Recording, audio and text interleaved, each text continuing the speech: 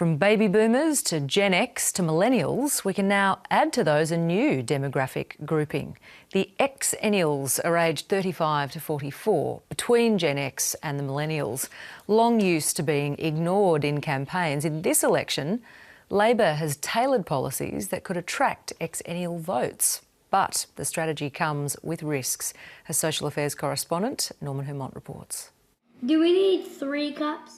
They're the sandwich generation, 35 to 44-year-olds. Not quite millennials, not quite Gen X. And they're used to feeling forgotten.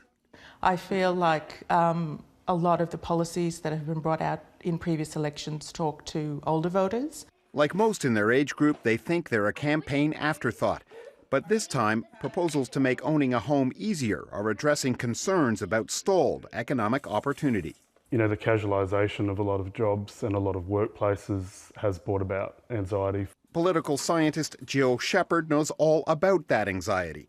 She helped run the first Asian barometer survey measuring economic and political opinion in Australia. The results from one group in particular jumped out. We tend to expect that millennials are the most cynical, they're the least happy, but it's not that group. It's this group at the tail end of Generation X. Xennials aged 35 to 44 were amongst the most unhappy with their economic lot. 30% thought they had fewer economic opportunities than their parents, almost 3 times the rate for baby boomers. The coalition is banking on a strong economic platform and tax cuts to woo voters of all ages. Jill Shepherd says changes to negative gearing and superannuation reforms have been rolled out as a part of a deliberate calculation by Labor. They're almost saying to voters sort of 65 and over, as long as you've got a pension, we think you're doing okay, and we're not that worried about chasing your vote. But that approach comes with real risks.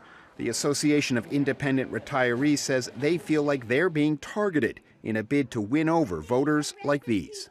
I feel like this perhaps is the time when our generation is really getting a say. The question is, will that pay off on Election Day? Norman Hermont, ABC News.